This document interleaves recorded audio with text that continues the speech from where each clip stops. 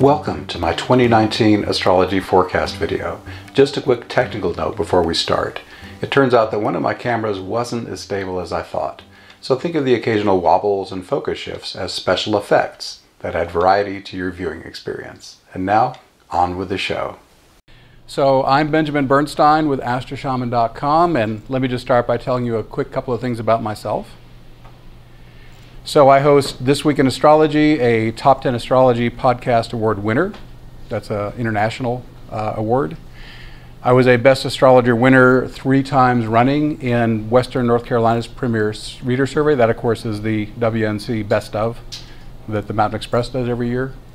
I've done over 7,000 astrology, shamanic healing, and life coaching sessions with a global clientele, lectured or taught at 5 national astrology conferences or retreats.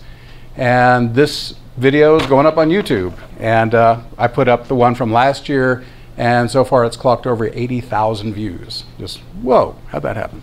So anyhow, this is both for the local audience in the room as well as those watching after the fact. Do you all know what happened today? Yes. All right. I should mention this if you don't already know. So today is Friday, November 16, 2018, I believe. Is that right?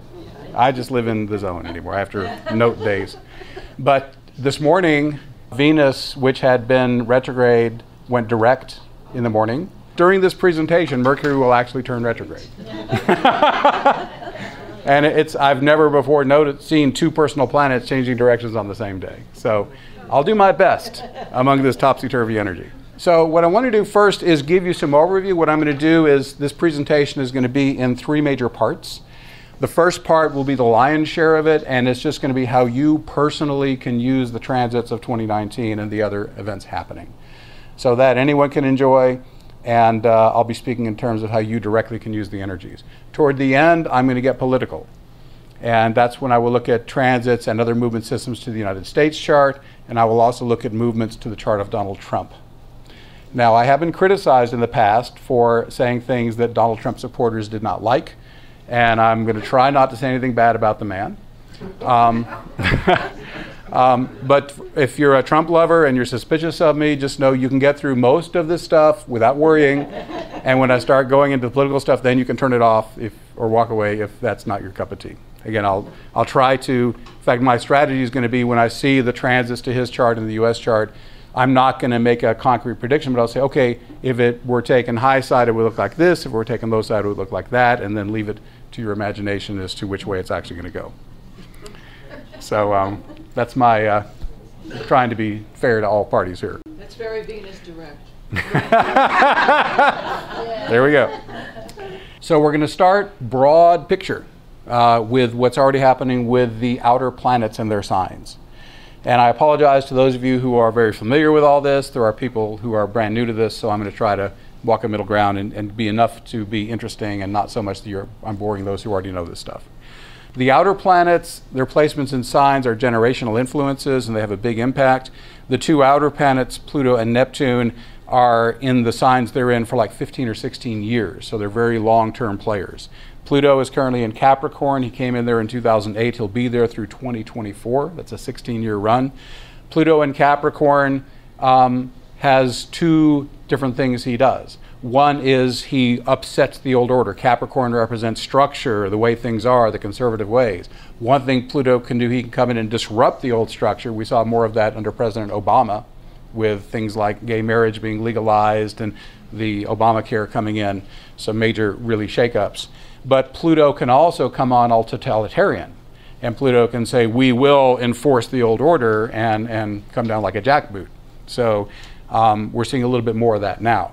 Okay, so depending on how it's being used by the powers that be, Pluto can either break up old structures and be a more liberal and freeing force, or it can come down and be very tyrannical. So it can go either way. And in fact, in our run, we've seen it running both ways. Next, we have Neptune in Pisces. This is another long-term play. For 15 years, Neptune entered Pisces in early 2011. He'll be there through early 2026. Neptune actually rules Pisces, if you believe in modern rulership. So Neptune and Pisces actually have all the same keywords. So on the high side, Neptune in Pisces says, wow, let's all spiritually awaken. Let's all just merge with our divinity and walk around, walking between the worlds, marriage of heaven and earth, all that beautiful stuff. And I know a lot of, especially here in Asheville, right? We got a lot of very awake and awakening people here. And that's happening globally. Now, this does not make headline news, but it is happening, and there are many millions who are awakening right now. So that's happening largely under the radar as far as the media is concerned. Another beautiful use of Neptune in Pisces is inspired creativity. I mean, look at the renaissance in the arts right now. Is there not just incredible movies and TV and music? All the subgenres are I mean, is there not just amazing creativity going on right now in whatever genre you look? You know, it's a boom time. So Neptune is the arts. It's the realm of the imagination. And in Pisces, it just flourishes with the creativity. So that's one of the beautiful effects of Neptune in Pisces. On the more challenging things of Neptune in Pisces, we've also got addiction. We have a major opioid crisis in the US and around other parts of the world too. There's a lot of, the low side of Neptune in Pisces, they boil down to 4 major points. Substance abuse, whether it's alcohol or drugs or anything. Excessive escapism, I'm just going to lose myself in TV, video games, sex, internet, whatever. I'm just going to zone out and not deal with my worldly responsibilities.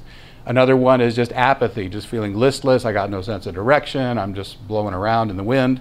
And another one is playing the martyr in a relationship. So Neptune in Pisces can go low like that too. So I like to say all these energies are available, high or low, for all of us all the time. There's no setup in the sky that's got to be good or bad. It's like as an astrologer, I view my main job not as predictor, but as educator. I want to help you understand this is the potential of these archetypal forces. And if you understand how it can be life affirming and you put your energy and focus on taking it high, then a transit that's just knocking someone else down, you can be just flying. So it's important to understand, even if I've got a grand cross, you know, the most challenging aspect pattern in the sky, I can make beauty out of that and have a wonderful time if I'm working with it in a good conscious way. So that's why I'm giving the highs and lows of this, so that if you are happening right now to experience some of the low, just know you can take it high by redirecting that energy. Everything's alive, folks. You know, as a shaman, I know this. You know, there's nothing that is not at some basic level of sentience.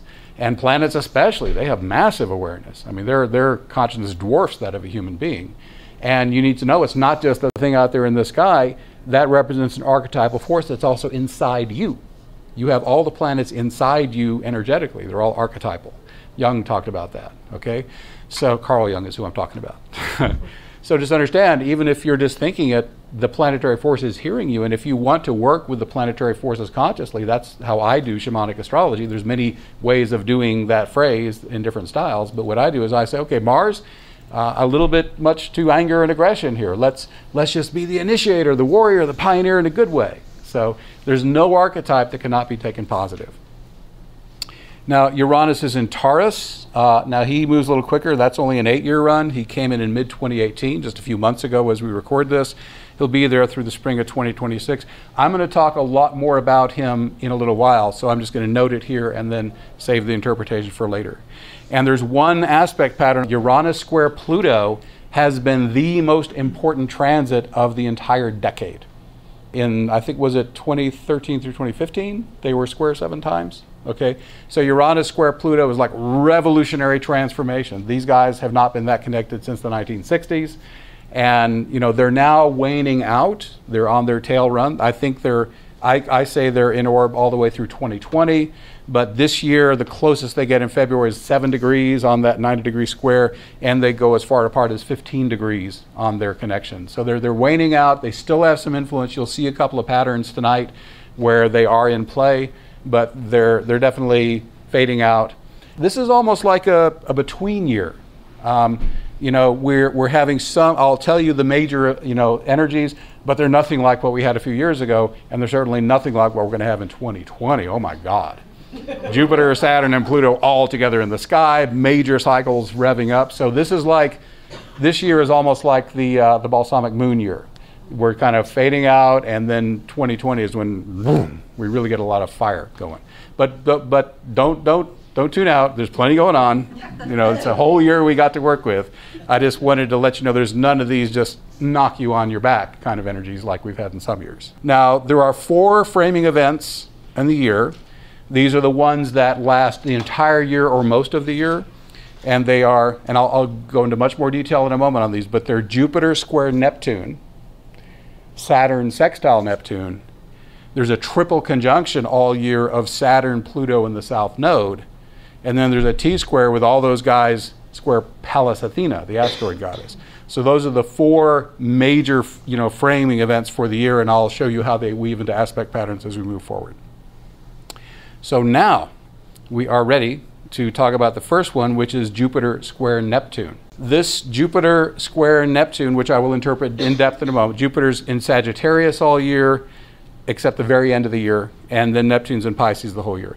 The 3 exact squares are January 13th, June 16th, and September 21st. Now, I'm going to talk about when it's in orb. We astrologers have all these technical words we use. In orb means close enough to have an energetic impact. The orb of this square actually starts November 24th of 2018, just a few days from now, and it lasts all the way through mid-November of 2019, so about a year of influence. So now that we know that, let's watch the video. So this is just showing when they first come together and when they separate out. So the thickness of the line, now up in the upper right corner, like there's April, May, the days are going by pretty quick. This is a fast one. The thicker it is, the more exact it is, and the thinner it gets, the further away they are. So this just shows you there's a thickening 3 times, and then they finally, in mid-November, fade out. So that's Jupiter and Neptune square. I'm going to give you the high and low of this, because this is a major event, Jupiter square Neptune, and it's pretty much running the whole year. You need to know how you can, tame it if it's bothering you, and how to consciously take it high. High side, religious mysticism, mystical education and spiritual teachers, amplified creative inspiration, higher education in creative expression, spirituality from other cultures, inspired creativity from other cultures, grand idealism and visionary optimism, blissful states of cosmic unity, I love that one, heightened intuition, exalted dreams, forgiveness, tolerance, altruism and generosity, unconditional love and compassion. So pretty cool stuff if you're a conscious person. But there's the low side also. So if this low side stuff I mentioned is bothering you, then if you put your attention to any of those other things I just mentioned, you basically give the square something better to do.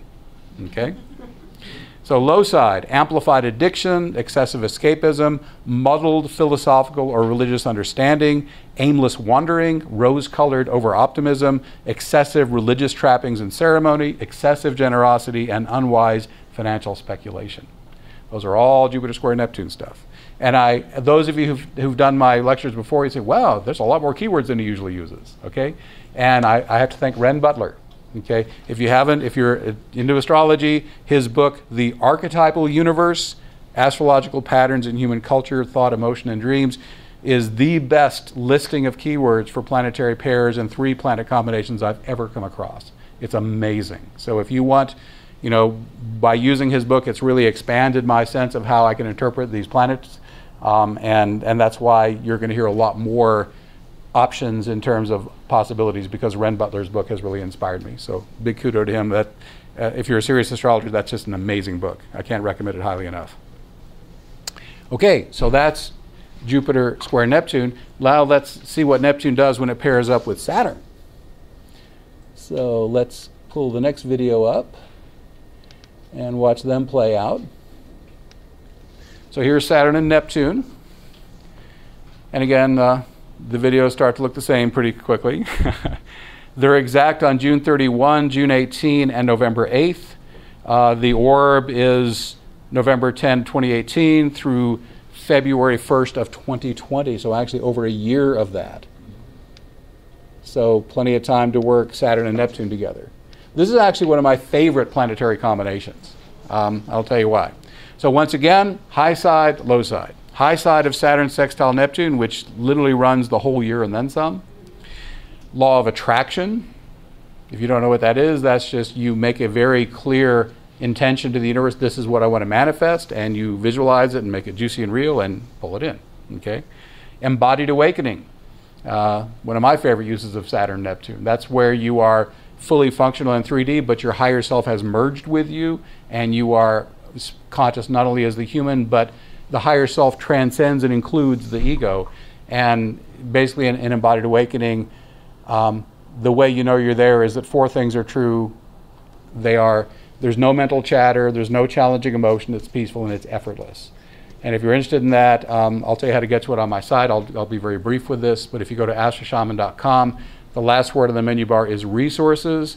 There's going to be a new site in a few weeks, hopefully near the beginning of the year, and at that point the word invocations will actually be on the menu bar in plain sight. But until then, resources, first pull down says invocations for healing and awakening, and that'll take you to a couple of posts that go deep into how to do this DIY. And literally thousands of people have used this tool and literally awakened themselves in just a few minutes. And it sounds too good to be true, but all I know is people keep telling me it works. Okay, so that's a tool you can use for that. If you got a better way, then by all means do the better way. But that's one tool that's available if you're interested for free. So, law of attraction, embodied awakening, conscious dissolution. You don't want something, you let it go. Humble, grounded spirituality, disciplined spiritual practice, mature detachment, practical, focused compassion, concrete service to those less fortunate, putting your ideals into practice, tranquil solitude, sacred silence, hard-earned peace, spiritual mentors. And now I'm going to do a quote. Also in this wonderful book by Ren Butler, he has quotes from people who actually have the aspects he's discussing in their charts. So this is a Saturn-Neptune, and this is a quote from Stephen Forrest.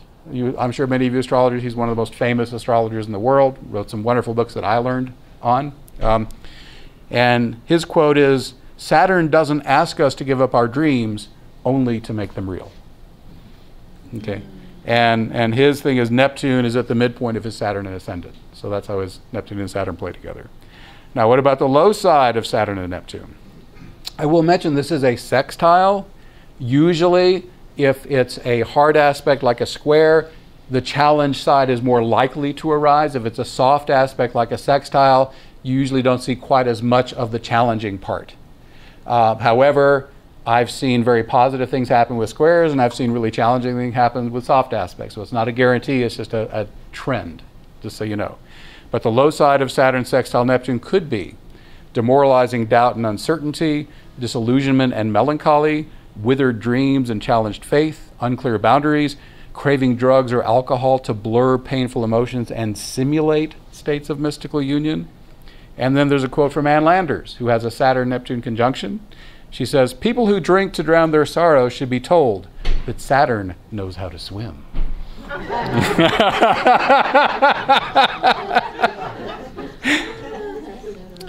Okay, next up, we've got Saturn-Pluto.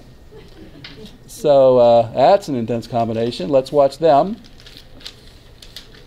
So this, I put the South Node in here too, and as you watch these guys spin around, basically Saturn, Pluto, and the South Node, they just kind of swap places all year. They're crossing over each other various times, but they're conjunct by sign the whole year, and I will mention as we go through the days when they actually are exactly conjunct each other. But energetically, the whole year, Saturn, Pluto, and the South Node are together. So that's a given. That's another of our major energies that we're working with this year. Now this one's a little intense, let me warn you. Okay, so let's start with the high side. Powers of intense discipline, endurance, and self-control, rock solid determination and persistence, concentrated force and pressure, deep systematic self-exploration, owning your shadow, deep responsibility, solid successes, release or transformation of structures that don't serve you, enhanced power and abundance in structures that serve highest good, and resolving old karma through the skillful use of power and discipline. That's all pretty good stuff. Okay, so we can use these guys beautifully. But the low side is really low. Don't get too scared as I go through the low side here, okay? Okay, here we go. Ominous forebodings and darkness, anxiety and fear, unstoppable decay and decline, hard labor and oppression, unstoppable force meets unmovable object, compulsive hardening and armoring, negative or threatening forces, brutal repression of yourself or others, inhuman cruelty, Machiavellian ruthlessness, evolutionary setbacks and reverses, crushing defeats, fundamentalism, self-serving ambition, abuse of power, the costs of obsession, attachment, or holding grudges. And a quote is from Abraham Lincoln, who has Saturn square Pluto natally. He said, "Nearly all men can stand adversity, but if you want to test a man's character, give him power."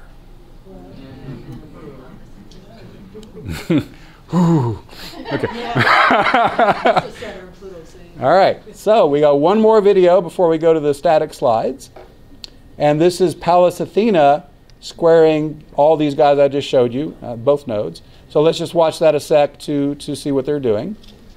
So the new player is Pallas Athena. She's at the tip of the square. And this is basically they're playing from the beginning of the year all through pretty much the end of the summertime. So hope you enjoyed that brief video there. Pallas Athena, she's the diamond head with the cross under. And I do use the 4 asteroid goddesses in my charts. They would be Pallas Athena, Juno, Ceres, and Vesta. I hope I didn't repeat any there. So they will all come into play at various times during this presentation. Okay, so let's just talk about Pallas Athena by herself. So she is like the main asteroid goddess of the year. Okay, she's the goddess of wisdom, courage, prudent warfare, strategy, and skill. To break it down more simply, strategy, practical creativity. She's a warrior, but with diplomacy and tact. She's more defensive by nature, but will go for the kill if required. And she has political and negotiating skills. Can you think of any movie heroines we've seen recently who sound like this? Wonder Woman! Woohoo! Yeah. Black Widow in the Avengers movies, maybe? Yeah. Older examples, Buffy the Vampire Slayer, Xena the Warrior Princess. So Pallas Athena is kind of like that, but she's probably a bit more strategic and a little less prone to confrontation than the ladies on the screen. Because you need some good fights to make a good movie get big box office, right? Okay. So, so basically when she goes square to the Pluto and Saturn and the nodes, this gives a sense of, wow, all that power of that Saturn-Pluto is going over to her. So if you want to really step into your feminine assertiveness, really go after something you want strategically, powerfully, then Pallas Athena is your lady. And remember, all these archetypes these are not just planets out there, all these forces are in you. Every single one of these planets is in you. You have access to all these archetypal energies. So please understand, I'm giving you the ways to awaken what's within you already, and you just call it up.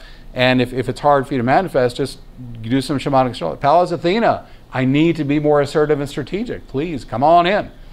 And whatever your prayers. And then my own way of letting the energies in after I invoke, I just become really passive and I relax, completely passive, just feeling breath. And then the energy I invoke comes in my crown chakra and just saturates the body in whatever way serves highest good. So that's just all you really have to do to get these energies going. That's one simple way to do it. So that's the 4 movies. We'll have a couple more movies right near the end, but all the rest is going to be static slides for quite a while here. First quarter, I have this divided into 4 quarters. We start with a solar eclipse in Capricorn. All these charts were created in SolarFire software. And what I've done in each case, I've only displayed the planets that are relevant to what's happening. Like in a lunation, all the planets I'm displaying are actually making a significant aspect to the sun or moon. Okay, so just understand these are not complete charts, they're just the relevant planets in each case for the slides. Okay, so January 5th, solar eclipse. And if you don't know, a solar eclipse is simply a new moon that's near the lunar nodes. And a lunar eclipse is a full moon that's also near the lunar nodes. Eclipses, their effects last anywhere from 6 months to a year, and you can play the energies for a really long time, versus a standard newer full moon where you really have a couple of weeks to really milk the energy. Okay, so and I'm including some new and full moons as well that are particularly juicy in the presentation. So we'll start the interpreting by just saying, well, what would any Capricorn new moon give you an opportunity to do? Well, new energy toward accomplishment, maturity, good time management, efficient planning and implementation. The aspects here, turns out we've talked about these already. The main aspects are the Saturn-Neptune sextiles in there. We've discussed that in depth. The sun and moon are right there between Saturn and Pluto and near the node. So really, I have nothing more to tell you that I haven't already told you. So just remember what I said about Saturn and Neptune and the Saturn-Pluto South node, and those energies get layered on top of this solar eclipse. So that one's easy. Okay. Now, I use Sabian symbols. And a Sabian symbol, many decades ago, an astrologer sat down with a psychic, and he had 360 cards, and each one had a degree of the zodiac on it, and they were turned upside down. The psychic had no idea which was which, and they were all shuffled up, and she just channeled a word image for each of those 360 symbols, and many astrologers use these, and I like to use the Sabian symbols along with my interpretations. Now, when I do my forecasts throughout the year, I do them for every new and full moon. For this presentation, I'm only giving Sabians for the eclipses because, again, I can only go so deep in a full year presentation. But the Sabian symbol for the solar eclipse on January 5th, school grounds filled with boys and girls in gymnasium suits. Now remember, these were done in the early 1900s. The wording might be a little archaic. And my interpretation, this reminds us that no matter how serious things appear to be, it's all divine play. From the highest perspective, all is well. And I'll try not to lay too much of my spiritual philosophy on top of you, but I view Earth as a proving ground where you're here to polarize either service to other or service to self. And once we get that done, we get to finish being human and go on to the next. I think there's 7 densities of reality. We're just on number 3. We're not even halfway through the whole thing yet. And polarizing sufficiently to graduate human is, I think, what we're here for. And I'll mention just briefly, I'll summarize this again at the end a little bit, but obviously right now, here at the end of 2018, we're in some major challenging energy. So a lot of upper, a lot of instability. And I also believe we're at the end of an old age, and we're moving into a new spiritual reality. And the only way that we light workers get motivated enough to wake up is if there's some challenge. If everything was harmonious, peaceful, tranquil, we would just cruise along and not evolve. Okay? So my belief is that all the intensity and challenge that we're experiencing right now is designed to help you polarize. If you're on the side of light, then it's polarizing service to others. A lot of people need help right now. So if you are willing to extend yourself and help other people, then that for you is the function of all the challenge. And I hope that makes some kind of sense. I could go much deeper into this, but I'm going to try to keep it really just basic and not hit you too much with my spiritual philosophy. Okay, so our next aspect is a double Thor's hammer. Isn't that interesting? Okay, what's a Thor's hammer? Okay, well, it's in the Marvel movies. Okay, he broke one and then he got another one. Okay, but in astrology, the Thor's hammer is a square, 90 degrees, and off it are coming 2 135-degree aspects. And that 135-degree aspect actually has 3 different names. It's the most named aspect in astrology. It can be called a sesquisquare, a sesquiquadrate, or a sesquare. They all mean 135-degree aspect. I like to say sesquare because it's just easier. It's only 2 syllables. Okay? So I've got one with Neptune and Jupiter pointing over to the north node. I've got another one simultaneously with Uranus and the north node pointing over to Jupiter. Okay? So there's actually, I'm also, when I get to an aspect pattern, I'm going to give you 3 dates. The first will be when it comes into orb. It's not exact yet, but it's strong enough to be felt. And then the exact hit when it comes to its most intense peak, and then I'll tell you the date it kind of fades out and you're not feeling it so much. You need to understand things like this are not on-off switches. They fade in and out. And if you're super sensitive, you might feel it even beyond the dates I'm giving. If you're not so sensitive, you might not feel it much until it gets really close to exact. It just depends on your level of sensitivity. But I also want to mention the orbs I'm using in mundane astrology, which doesn't mean boring and pointless. It means having to do with global events and not just individuals. Mundane astrology uses bigger orbs than transit astrology. Okay? So, for example, a conjunction, if I'm looking at a moving planet to a transit to a natal, I might use 8 or 10 degrees for a conjunction, but I'm comfortable using like a 15-degree orb in mundane. So just understand if you get an analyzing my dates and say, well, my God, that's a really big sextile he's using. Just know that I'm expanding the orbs because especially the work of Richard Tarnas in the book Cosmos and Psyche has really shown us that we need to widen our orbs for mundane work. Okay, so apologize if that's too technical, but I'm done now. So anyhow, this double Thor's hammer is coming into orb on December 17, 2018. It peaks on January 7. It ends on January 25 of 2019. Here are some ways to use this. I'm giving a lot of preparatory comments on the front end. I promise I'll be much more streamlined as we get in. I'm just doing all the front loading of my concepts on the front end here.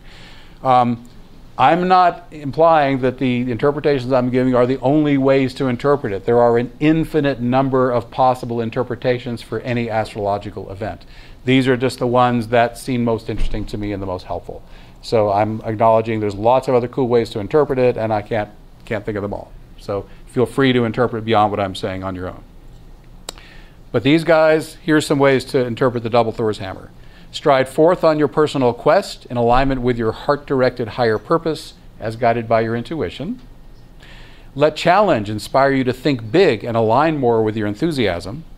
Be open to shifts in your beliefs, which align you more fully with your reasons for being alive. And new energy for higher learning, foreign travel, or teaching things that make life more wonderful. So those are some cool ways to use the Thor's hammer if you wish. Okay. Next up, we have the first exact hit of the Jupiter-Neptune square on January 13, which we have already discussed, so we don't need to talk about that again. Then we have a T-square. What's a T-square? Architects use one, but that's not what we're talking about. This is a right triangle. We have an opposition, and then the two planets opposing then make 90-degree squares to a third point. So that's what we call a T-square in astrology. This one has Pallas Athena. Again, sometimes I say Pallas Athena, sometimes I say Pallas. They're referring to the same asteroid goddess. Pallas, Uranus, and Pluto in orb December 22nd, 2018, peaks January 13, 2019, and lasts all the way through April 4th. So this is a multi-month T-square. And I just give this one a single interpretation. It adds more electricity, support from intuitive flashes, and energy of revolutionary transformation to Pallas Athena. And again, we already covered all of her archetypes. Next, an envelope. Okay, so not all astrologers use the term envelope, so let me explain my term here. So the foundation of this aspect pattern is a grand trine. That's the big blue triangle. That is what's called an equilateral triangle in geometry. And then it's got a couple of kite points. And we say there's a kite point when a planet shows up in between two of the points. Like here we got Juno on one kite point and Pluto in the south node on the other. Now, when you have two kites simultaneously, it looks like an envelope. Look, that big rectangle is the body and there's the flap sticking up.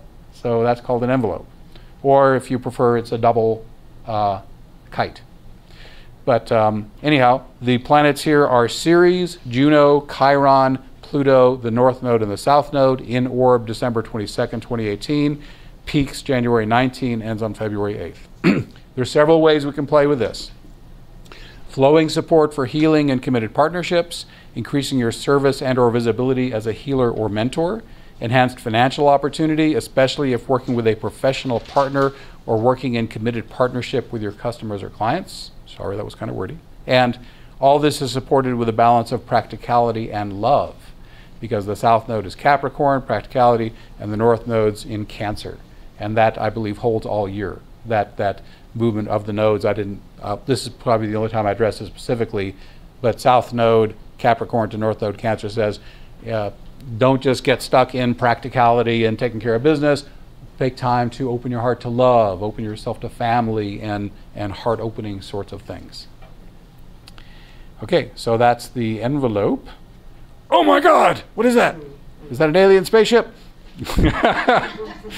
This is a lunar eclipse, January 21st. And boy, has this guy got some serious aspect patterns, okay? So let's start with simple. Okay, a lunar eclipse is a full moon. It's in Leo. And when I say it's in Leo, I'm referring to the sign of the moon. So any Leo full moon is good for release or adjustment of leadership, how you seek or deal with public recognition, children, your inner child, risk-taking, recreation, rest, and relaxation. Now, this thing has so many aspects but I broke them down into 3 separate slides.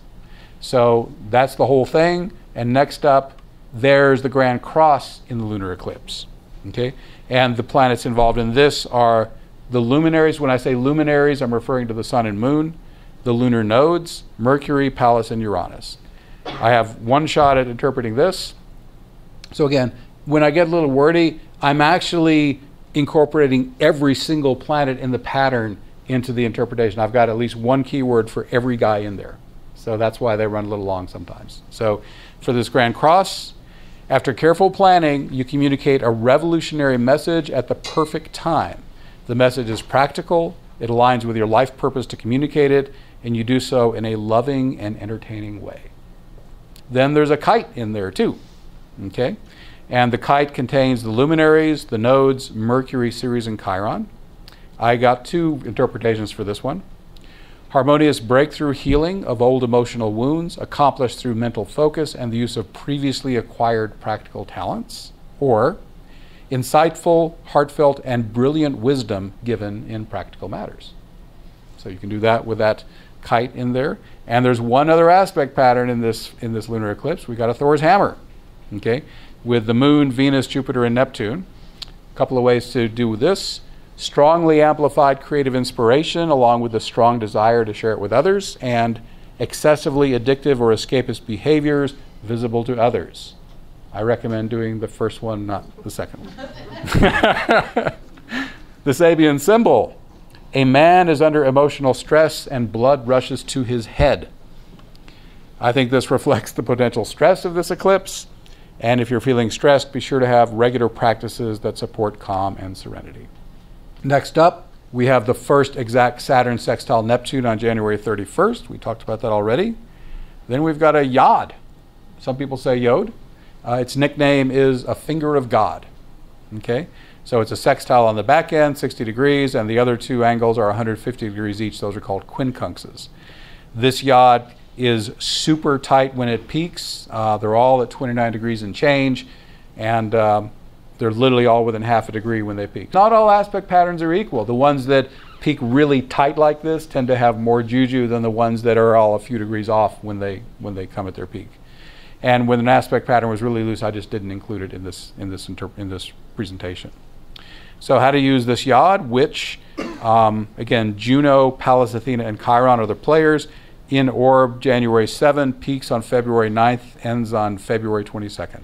2 ways to use it I can think of. Take the initiative in bringing healing to a committed partnership, or your strategic assertiveness is supported by the wisdom of your committed partner. Next, Chiron enters Aries on February 18th. The last time it happened, before last April anyway, was 50 years ago in 1968. The US and the world were in turmoil. Chiron's entry into Aries today once again finds our world in chaos. As before, the wounded healer has his work cut out for him. All right. So Chiron entered Aries on April 17 of 2018 and then retrograded into Pisces on September 25th of 2018 for a 5-month farewell tour. Now he re-enters Aries here on February 18 of 2019. He'll stay there until mid-2026. So Chiron's fundamental meanings are wounding, healing, and mentoring. Aries' more challenging manifestations are war, violence, and aggression. Aries can also provoke selfishness, impulsiveness, and sexual abuse and misbehavior. Volatile Uranus just spent 7 years in Aries, so there's been no shortage of these dark deeds. The Me Too movement has certainly brought that to people's attention. The handover between these 2 planets is virtually seamless. Uranus works its way into Taurus as Chiron eases into Aries. The Vietnam War wound down and ended the last time Chiron was in Aries. As happened then, if enough of us put our focus on healing instead of wounding, we can make great strides toward ending inappropriate sexual behavior, mass shootings, and other destructive Aryan manifestations. Now, Chiron and Aries can also combine to catalyze wonderful outcomes. Here's a few I thought of. Going into business as a healer or mentor, or expanding your current practice, bringing healing to the world through social activism, giving or receiving mentoring on life-enhancing assertiveness and or sexuality, lighting a fire under anything to do with healing and mentoring, and energizing two of Chiron's less common meanings, shamanism and spiritual awakening. So let's use Chiron in Aries well. Next up, a grand cross. That's a geometrical square. And this one has the lunar nodes, Pallas, Uranus, and Pluto. It lasts quite a while. It comes into orb December 18 of 2018, peaks on February 25th of 2019, wraps up on April 4th of 2019. And by the way, not shown, Mars is going to be in this pattern January 28th through February 23rd for about a month. And basically, we've talked about all this stuff already. So this is going to be the peaking of those themes around Uranus and Pluto, revolutionary change, Pallas Athena, assertiveness, strategy, feminine assertiveness, and this is the peaking of those themes discussed here. Okay, so we've already covered that. Mercury retrograde is next. I'm not going to have any graphics for Mercury retrograde, and I'm not going to do any more with Mercury retrograde except to say it starts here and it ends there. Now in my more, half-month forecast, I'll go deep on Mercury retrograde, but in this forecast presentation, I'm just going to say it starts here and ends here. That's all we have time for in this context. With very few exceptions, there's always 3 Mercury retrogrades per year, and they last about 3 weeks. So the first one kicks off on March 5th. I will mention too, 2018, we had lots of this last few months of the year, tons, Mars retrograde, Venus retrograde, Mercury retrograde, like just today as we do this, we had Venus turning direct and Mercury turning retrograde on the same day. Okay, but Venus and Mars stay direct all through 2019. The only personal planet retrograding in 2019 will be Mercury. Make things a little bit simpler. So March 5th, he goes retrograde. On March 6th, there's a new moon in Pisces. Okay, any new moon in Pisces gives new energy for spiritual awakening and inspired creativity. The lower potential, as I already mentioned, substance abuse, excessive escapism, drifting, and martyrdom. The aspects are, I picked new moons that had really juicy aspects, and full moons too. Okay, quadruple conjunction, Moon, Sun, Vesta, and Neptune. I interpret those together as compassionate, selfless service. And we've also got a couple of sextiles, Saturn and Mars sextiling from different points, and that really empowers smoothly law of attraction and embodied awakening. And so that's a really juicy new moon there on March 6th. I would definitely be working with that one. Then Uranus enters Taurus on March 6th. I'm sorry, Taurus, who is that? Uranus enters Taurus. And as I said, I mentioned that at the beginning. Now let's go into some detail. Okay, an outer planet changing signs is always astrological headline news. Uranus spends about 7 years in each sign. On May 15th of 2018, he entered Taurus. Uranus retrograded back into Aries on November 6th of 2018, and he re-enters Taurus on March 6th of 2019 and stays there for over 7 years until he hits Gemini in late April of 2026. At first blush, the differences between Uranus and Taurus would seem to make this a difficult placement. Uranus promotes revolution, paradigm shift, and quick change. Taurus can be stubborn to a fault. Its motto can be, the devil I know is better than the devil I don't know.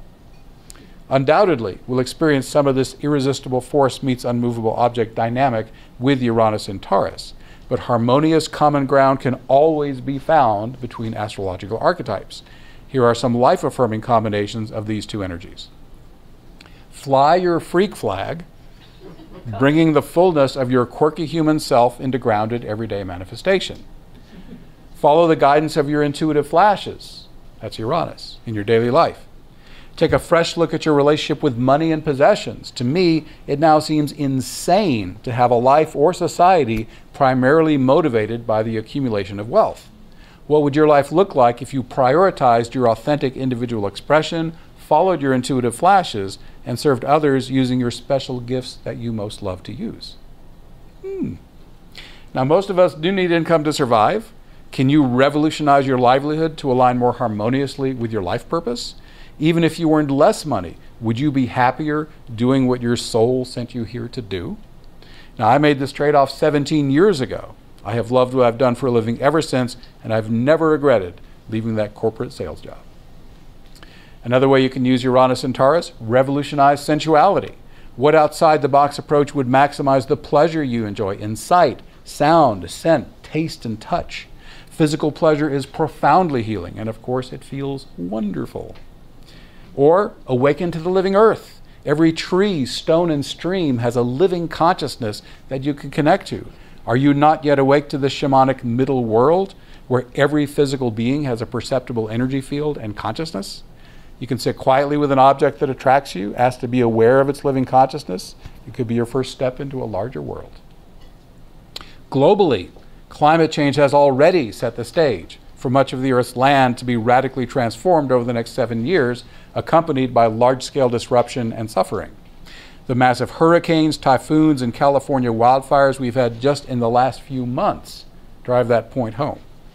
We can only hope that such events will persuade the global powers that be to make their own radical shift, to increasingly prioritize environmental sustainability over short-sighted, short-term gain. This is also a time when major changes in farming to eco-friendly, high-yield methods are more likely. I'm excited about Uranus coming into Taurus. Which of its numerous high-side potentials will you cultivate? Next, triple yod! Woo! Okay, so we have 3. Remember, the yod is the blue sextile and the 2 green things? We've got 3 of them. We got 2 coming from the top and pointing down. There's a 3rd pointing up toward the top. It looks like a 5-pointed star, doesn't it? Okay. So the players here: Mars, Pallas, Vesta, Jupiter, North Node. In orb March 19, peaks March 23rd, ends on April 2nd, and this is another of those very tight aspect patterns.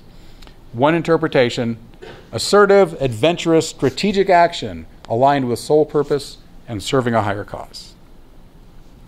Next up, not pictured, we have on March 28th, Pluto conjoining the South Node in Capricorn. Remember those 3 guys that are playing together? That's one of the conjunctions. We've already talked about that.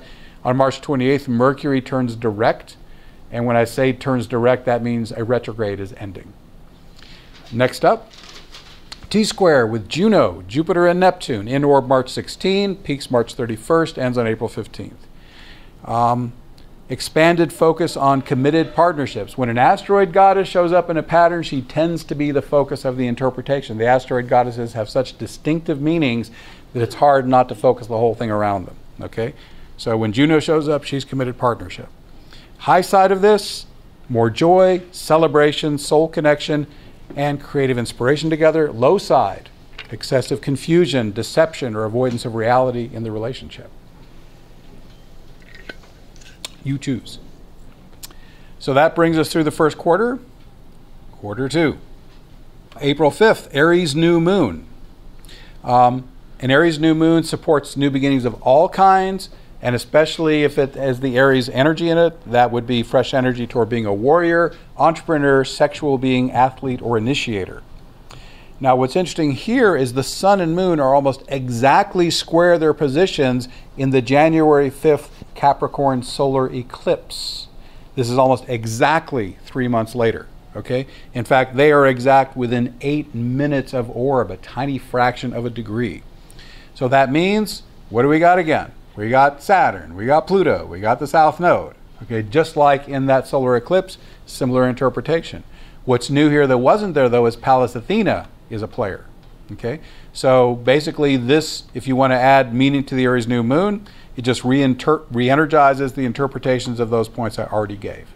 However, there is one new element, a trine from Ceres, and this is smoothing the way for abundance and shadow work. Ceres is such an interesting planet because she has 2 radically different meanings. She's like known as Demeter in the myth, and in the myth, just to keep it really short and sweet, Pluto abducts her daughter Persephone, takes her down to the underworld. Ceres is just racked with sorrow. Nothing grows because she's the grain goddess, and they have to work out a compromise so people can survive. So Persephone comes up half the year, and that's spring and summer, and then she goes down to be with Pluto and the queen of the underworld during fall and winter.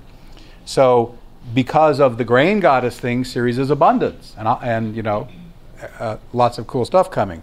But because of what happened to her daughter, she's also sorrow and shadow work.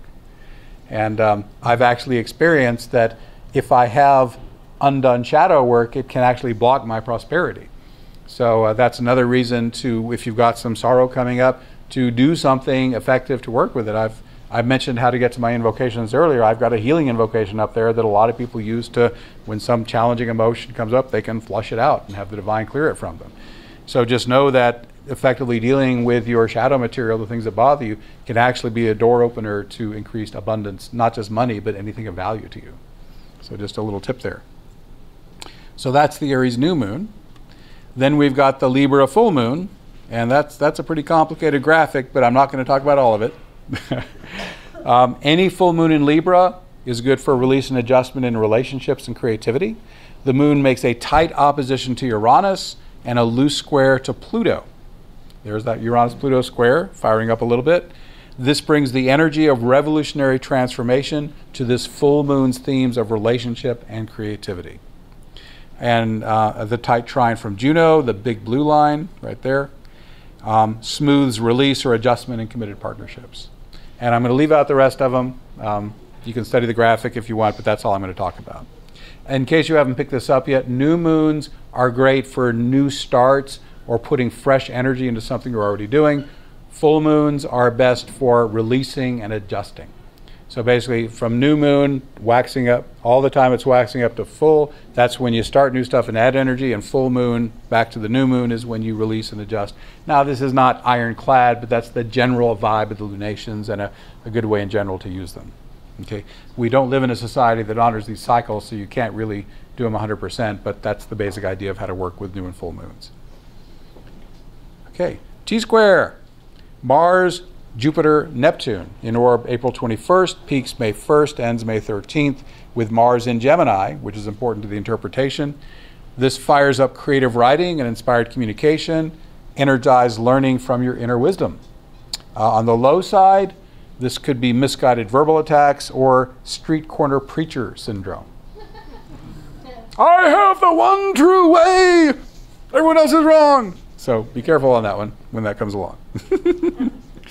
All right, so we have another T-square, with this time with Vesta, an asteroid goddess, Saturn, Pluto, and the nodes, in orb May 1st, peaks May 18, ends June 4th.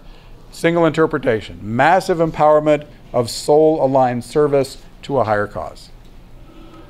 Then we have several events without graphics. On May 20th, Saturn conjoins the South node in Capricorn. We talked about that already. That's that's actually the first exact hit of those guys. Then on June 16th, we have Jupiter square Neptune exactly for the second time. We've already talked about that. June 18, 2 days later, Saturn sextile Neptune, exact for the second time. Already covered. So again, right there in mid-June, wow, Jupiter square Neptune and Saturn sextile Neptune right next to each other. That's an intense mid-June that we have some really powerful opportunity there. And then June 23rd, Saturn conjoins the South node. And that's his second of 3 exact conjunctions. So that mid to latter June period is very strong with some very powerful exact hits. So I'd be making some hay while that astrological sun is shining there. Now we have our next pattern I'm going to show you, a grand trine. Again, that's the equilateral triangle I mentioned earlier, all just by itself. This is with Ceres, Juno, and Chiron in orb June 11, peaks June 28, ends July 12th. 2 interpretations. Well, actually, I'm sorry, just one. Smooth mentoring and healing around old wounds and committed partnerships. And it's augmented by Mars, which is conjoining Juno, June 25th through July 12th, which powers it up even more. The thing about grand trines and trines in general is they connect easily, but they're lazy. So a grand trine kind of easily puts some things together, but it kind of just gets it started. And as my mentor Kelly Lee Phipps loved to say, if you really want to get maximum benefit, you got to mine the trine.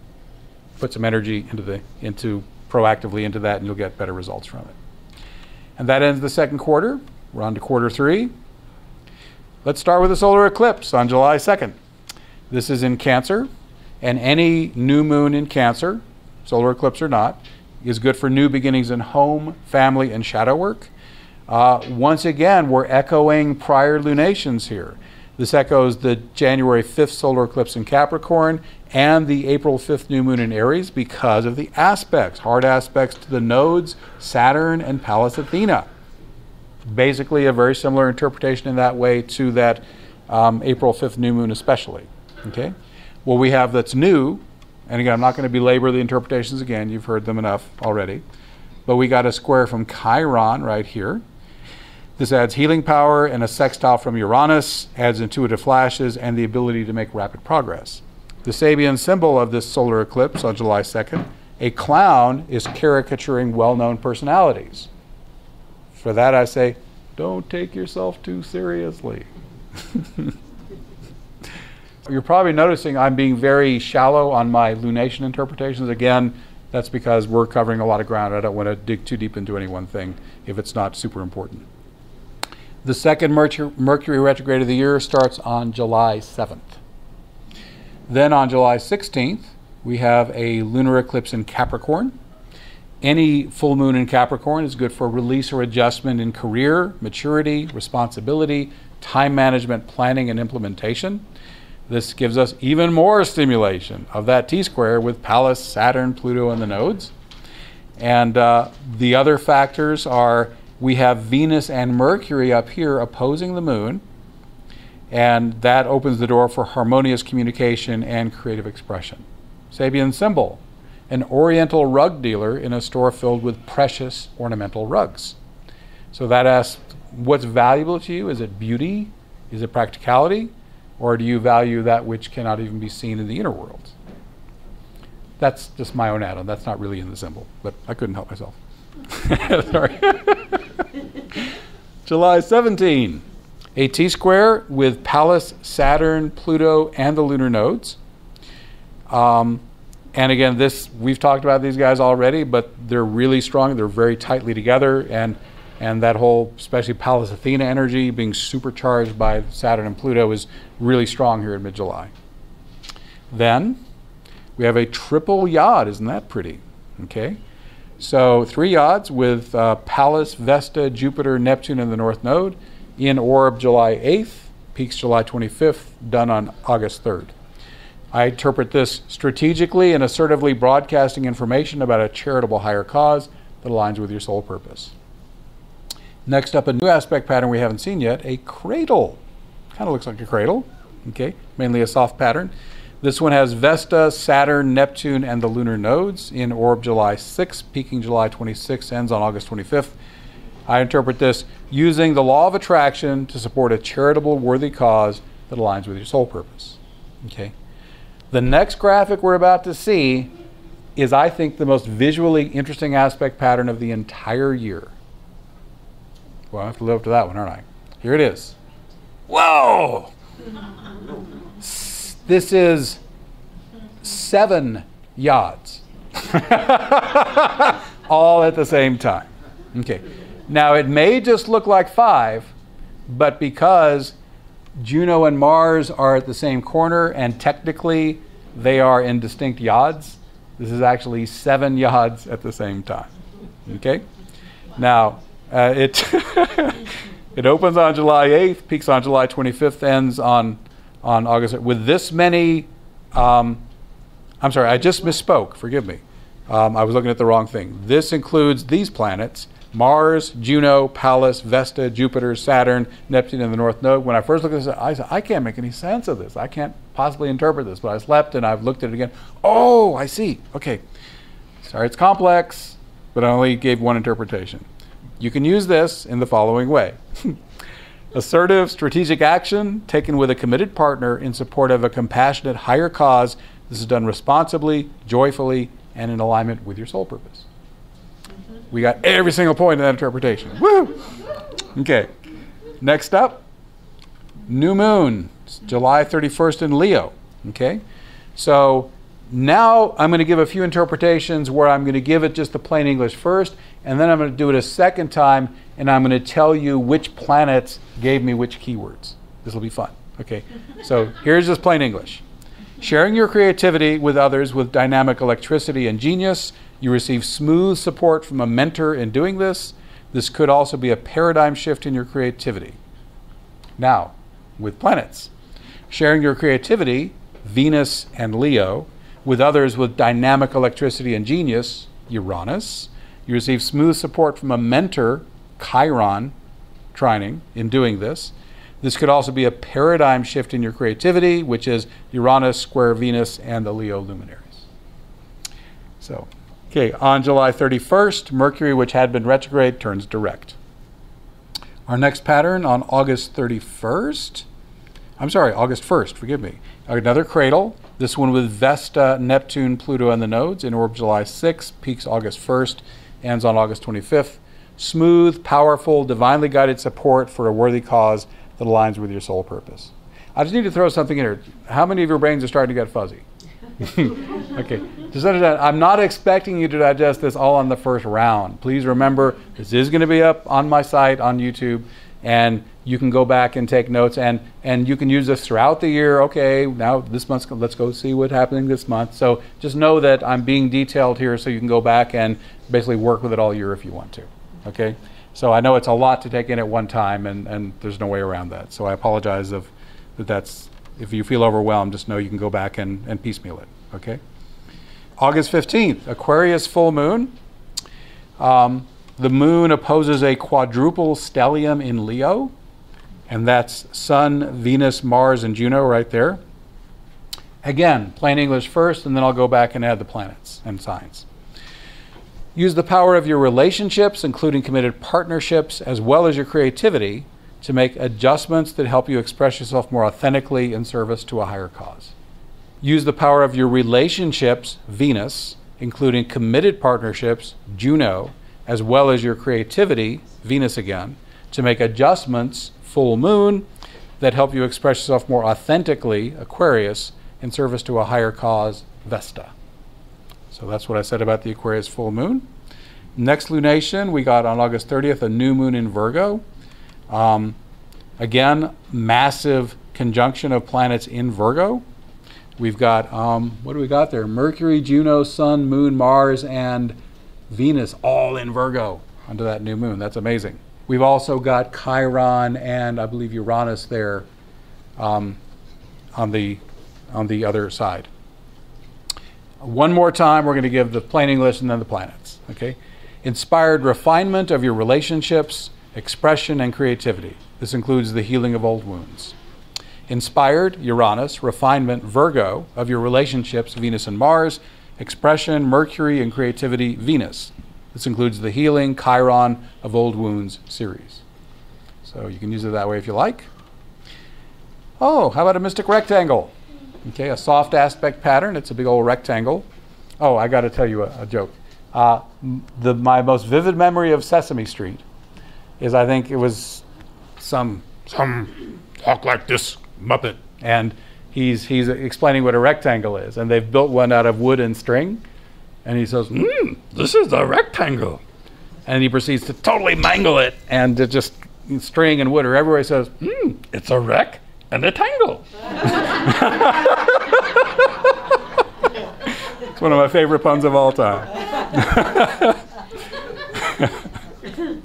So anyhow, this mystic rectangle has Mars, Saturn, Neptune, and the nodes in orb August 31st, peaks September 12th, ends on September 22nd. Two ways to use this: carefully crafted law of attraction work in alignment with soul purpose, and compassionate and energetic service to others maximized by embodied awakening. Next, T-square with Mars, Jupiter, and Neptune in orb August 30th, peaks September 13th, ends on September 29th. Please note that Mars is in Virgo. The enthusiastic merging of intellect and intuition to energize life-enhancing learning or teaching. Adventurous service to others, inspired by intuition and refined by intellect. Serving in a foreign environment for a compassionate cause, or on the low side, look out, excessive substance abuse, escapism, aimlessness, or martyrdom. Don't do that one. On September 15, Saturn conjoins the South Node for the third time. Again, no graphic there because we've talked about that. Next up, we have a grand trine. Opens on September 5th, peaks on September 16, ends on September 28th. One interpretation for this one: committed partnership aligned with your higher purpose is supported by intuitive flashes focused into well-organized practical action. Jupiter squared Neptune for the final exact time on September 21st, which we've already talked about. Then we have another envelope. This one has Juno, Pallas, Saturn, Neptune, and the nodes in orb September 14, peaks September 29, ends on October 10th. Two ways to use this: strategic use of law of attraction to support committed partnership in alignment with soul purpose, or strategic execution of an intuitively inspired plan to create positive change carried out with a committed partner, again, in alignment with soul purpose. So, we're 9 months in, quarter 4.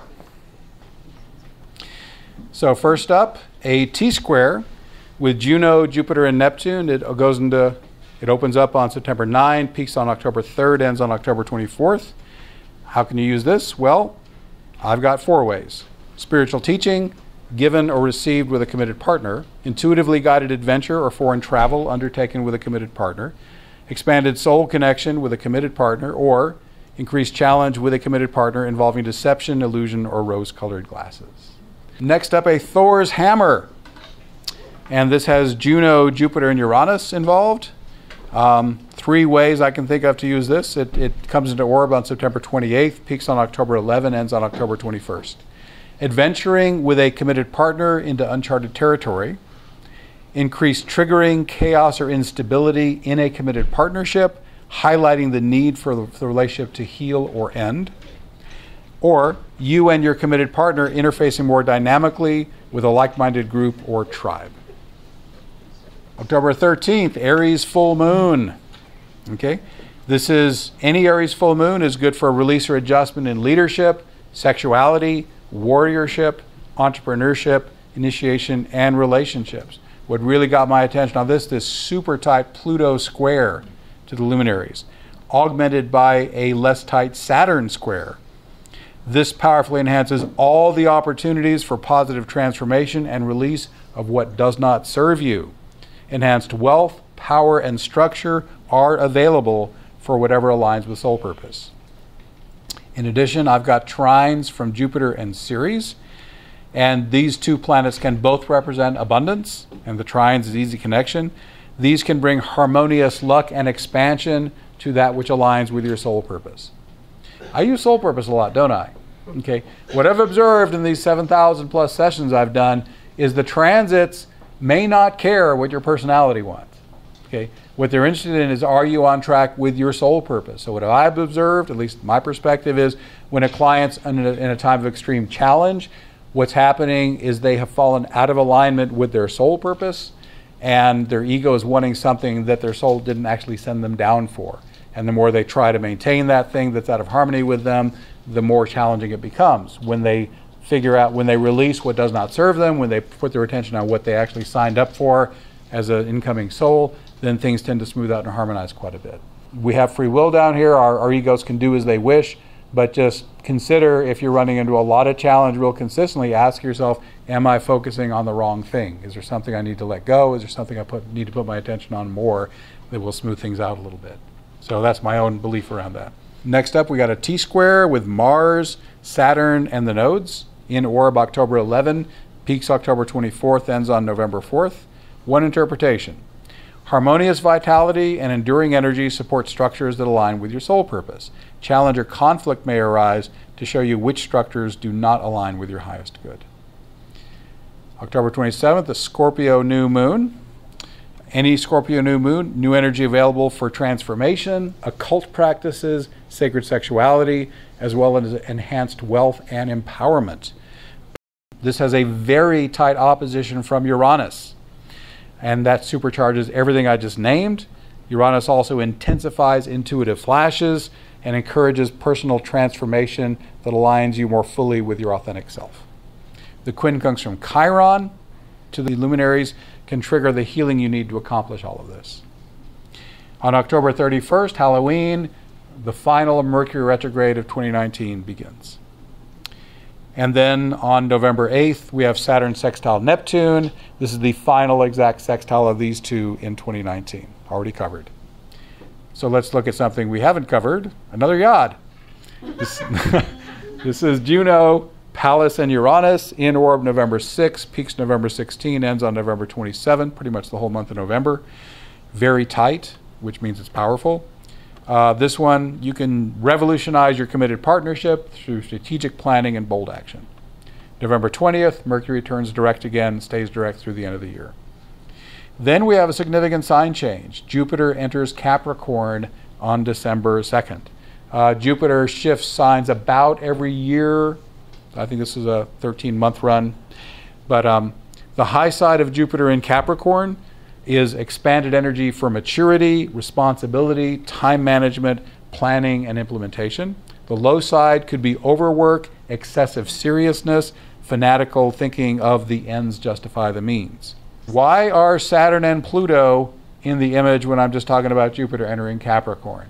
This is the preview of coming attractions for 2020 I mentioned. All through 2020, most of the year Jupiter is going to catch up, and Jupiter and Saturn and Pluto are going to dance all around each other by conjunction. And again, I cannot overstate the power of this and the importance of this, but we'll wait till next year to talk about that. But I just wanted to tease it for you right there. 2020 is going to be a major astrology year, one of the biggest we've had in a long time. Let's go next to Jupiter square Chiron, a new aspect we haven't talked about yet. It's in orb November 4th through January 15th of 2020. Two things you could do with Jupiter square Chiron: amplified opportunities for healing, mentoring, and shadow work. Also consider foreign modalities as well as methods from your own culture. And I expand the idea of foreign here to not just be from another country, but something that's new to you. Then on December 12th, a Gemini full moon. Any Gemini full moons are good for release or adjustment of how you learn, teach, or think. This one has a pretty cool T-square with the Moon, Sun, Pallas, and Neptune. I would use this to follow a strategy of sourcing information from your inner wisdom first, and then using your intellect for any further mental processing that's needed. We've also got this quincunx from triple conjunct Venus, Saturn, and Pluto. This gives reality checks and adjustments in your relationships and creative approach. We're nearing the finish line, guys. Stay with me. We have a cradle with Mars, Saturn, Neptune, and Vesta in orb December 4th, peaks December 14th, ends December 22nd. Energetically using law of attraction to bring positive transformation supporting a higher cause, and it can also be used for sex magic. Got your attention now, don't I? All right. So what's sex magic? It's real simple. It's using sexual energy to empower law of attraction. The idea, if you really want to supercharge and manifest something, you hold the vision of that thing while you're accentuating, sexual excitement and orgasm. And if you're able to hold the vision of that during those times, it supercharges it and helps it manifest faster. And that's basically what sex magic is. Anyone can do it. Then, on December 15, Jupiter trine Uranus. And this is in orb November 5th, 2019 through January 27th of 2020. I'm going to go a little deep on this because this has got a lot of interesting possibilities. High side, upgrading your beliefs so they function with harmony and practicality in the real world. Easy breakthroughs in religion, philosophy, and the meaning of life. More intuitive flashes to guide your learning and teaching. Expanded ability to be your unique human self. Amplification of your ability to serve others using your special gifts you most love to use. Dramatic breakthroughs and quantum leaps, unexpected opportunities, infectious optimism, the eureka moment. Breakthroughs that benefit everyone, expansion of liberal, humanitarian, and progressive impulses. And I'm going to only give two dark sides because it is a soft aspect. Could be unrealistic urges for freedom or unbridled eccentricity. As Stephen Forrest says in his basic astrology book, The Inner Sky, the mature Aquarius is truly authentic and their uniqueness is well integrated, but the halfway in their Aquarius is just kind of quirky and weird, but hasn't really escaped from being normal yet. Okay?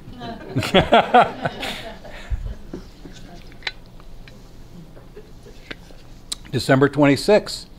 Now, solar eclipses come in pairs, usually. Sometimes there's three, but you always have a solar and a lunar. But in 2019, we have one sneaking just over the line. December 26th, we've got another solar eclipse, and this one's in Capricorn. This gives, like any new moon in Capricorn, new energy for productivity, maturity, responsibility, good time management, planning, and implementation. What's interesting about this to me, Jupiter is tightly conjunct the luminaries, giving abundant energy for expansion, joy, enthusiasm, and good luck. Chiron is square the luminaries. Shadow work, mentoring, and healing, and Uranus is trine them, the blue line. Easy flow of intuitive flashes, sudden breakthroughs, and electrical excitement. The Sabian symbol is Indians, some rowing a canoe, while others are dancing a war dance. Now, this image lends itself to many levels of nuanced interpretation. Let's keep it simple. and boil it down to harmonious teamwork versus hostility. There's more than enough war dancing going on these days. Would it serve you better to harmoniously partner with others and pull together toward the same life-affirming goals? This ends the mundane forecast. We have 2 sections left, which will be very much briefer. We're going to do the US chart, and then we're going to do the chart of Donald Trump. So let me just say now, if you're a huge Donald Trump supporter, you might want to stop now. I'm not going to deliberately say bad things, but there's just no way Donald Trump fans are not going to misinterpret what I'm about to say. Just so you know. Okay. So we're going to start. Here's the USA chart. And first, this is just the natal chart of the US. I'm using what's called the Sibley chart. There's many competing charts astrologers use for when did the US officially get born, but this is the most popular one. It's July 4th, 1776, 5:10 p.m., Philadelphia, Pennsylvania. And all that craziness in the middle is not any more complicated than all my charts. I use a lot of points and a lot of aspects. So don't think it's especially complicated. It's just the way I look at charts. Okay? So because there's so many juicy transits, I'm going to break this down one transiting planet at a time. So here the first slide is just the Pluto transits to the US chart. What I'm going to try to do here is not be fatalistically predictive and not just go one way or the other. I'm going to give you life-affirming or destructive options both ways. Now, which one will actually play out? Who knows? We all know what the current trend is under the current government. Okay, it's a little darker. But if you want to hold energy and make it different in some way and influence it, then you can do that. I want to give another spiritual point. You do affect the collective. There's something that the Hindus call Indra's web. All points in the web connect to all other points. So please understand the consciousness you hold affects every other living being, at least subtly. So if you would like to have a more peaceful world, the first step in that is making your own world peaceful. It's not contingent upon your external environment. It's about you making a choice to go within yourself, connect with your divine in whatever way serves you, or if you want to be more secular, just center, get peaceful, get in the zone, if you want to use terms like that. But every person who does that and holds that centeredness or spiritual awakening radiates that out to the collective. So again, if you don't like the way the world is out there, step one is to get your own peacefulness, which will radiate out. When enough people do that, it does shift the outer reality. So please know that you've got power to shift things even if you never step out the door, just by the consciousness you hold. And let me now speak to the kind of people who rile you up and they do things that might make you angry or upset, or you start yelling at the TV or something. Okay, please understand that when you do that, you're supporting them. Okay, in shamanism we talk about entities, and some entities are beautiful. They're light, gorgeous, high vibration beings, and you want them hanging around and they make your life wonderful. And then there's the vampiric, parasitical entities that feed off dark energy, and they do everything they can to get you upset or angry or fearful or low. So please understand, anytime someone gives you a catalyst and your response is fear, anger, or any other low emotion, you are feeding them energy. They're having a yummy lunch from you. Okay, seriously, okay? So if you don't want to just be played like a puppet by these kind of people, then watch your thoughts and emotions, and instead of just reacting automatically without thinking about it, be conscious enough to be your own witness. Okay, I just got a catalyst that in the past might have caused me to have a negative emotion. I can make a different choice now. To be able to be the witness, you have to be at what I call at least awakening 101. You have to be the witness of your own thoughts. If thoughts come and you believe them and they swirl you around, then you're not awake yet, okay? This is like sitting on the stream and watching the leaves float by. The leaves are the thoughts, but you're not jumping into the water, okay? So even that simple practice, if you're not already able to do this, can help you begin to connect and be the master of your own reality a little bit more. If you're being played by all the thoughts that come in, then you're still the puppet and you don't really have much control over your life yet. But if you are able to witness the thoughts and make choices about which thoughts you put energy into and which you don't, then that's really a fundamental step of self-mastery. So I just wanted to mention that as we talk about these transits, okay? So we've got Pluto transiting, and when I speak about, I'm going to say like Pluto square Chiron, Pluto quincunx Mars. In all cases, the first planet is the transiting planet and the second is the natal point, okay? So Pluto square Chiron is on the dark side, wounding. Pluto on the dark side is power over. I want to control, dominate. For me to win, you have to lose. I'm playing a zero-sum game. This is the service to self path that gains power and evolution by, it's still a path of love, but it's only self-love.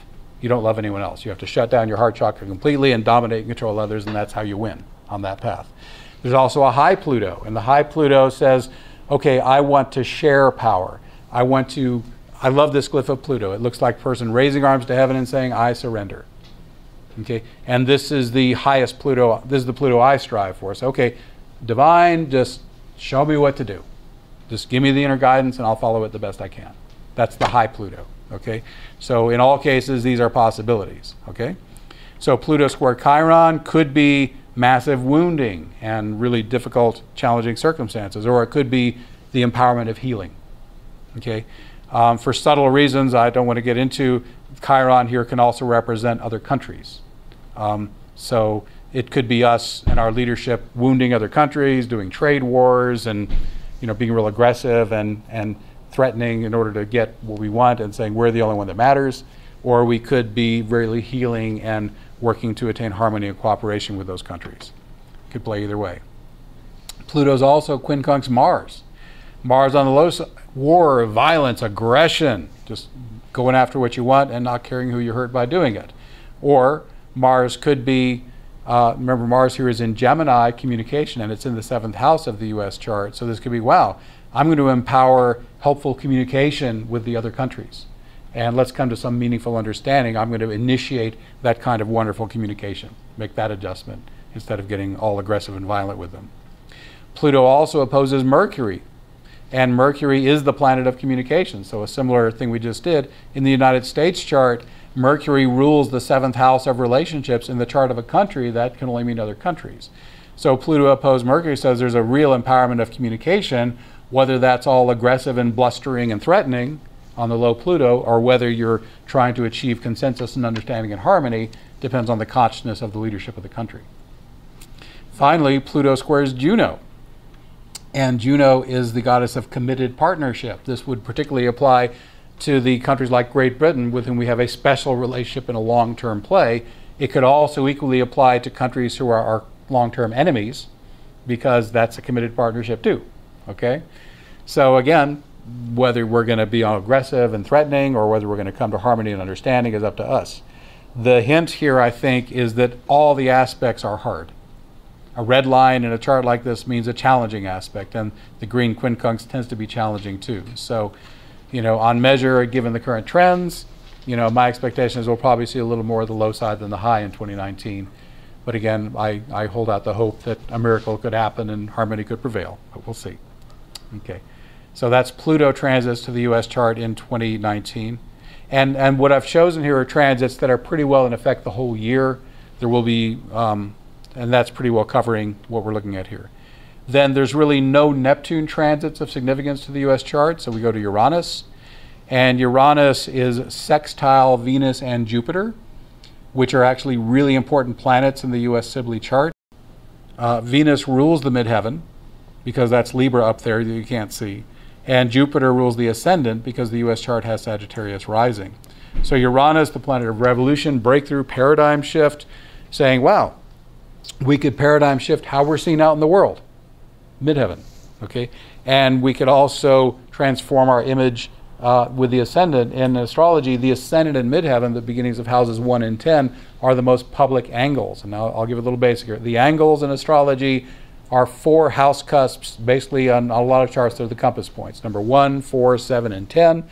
And the public ones are 1 and 10, and they're the ones that really stick out. So this could be paradigm shift in our image and our reputation. Whether that goes high or low, again, depends on the players in the powers that be. Also, Uranus is square the nodes, which is really interesting. The nodes, again, are the life purpose axis. I've mentioned them a lot so far. The basic idea, again, is the south node is where you start and your comfort zone, and the north node, which is the horseshoe with the opening at the bottom, is what you're evolving toward. Okay? So in the US chart, the south node is Aquarius, saying, when the US declared its declaration, that was wild. I mean, France had done something like that, but to come out and say, wow, liberty and equality for all. We're valuing the individual above the country. That was just unprecedented almost at that time. It was really revolutionary. So we come from that revolutionary base, and with the North Node in Leo, that's out in the spotlight, the performer in the spotlight or the leader saying we're here to broadcast that. Okay? With Uranus square the nodes, that's indicating some kind of paradigm shift in how we're doing that. And let me mention now Leo, which can be, let me give you the more and less evolved Leo. Okay? The lower Leo is, I've got this gaping hole inside me, and in order to fill it, I need your attention.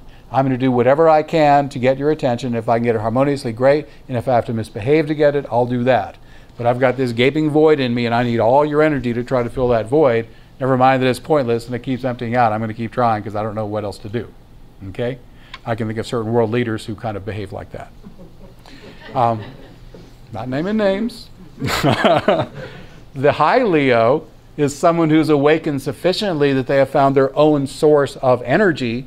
In other words, once you wake up enough to say, whoa, all this energy I thought I needed from other people or a relationship, it was all in here. I just didn't know.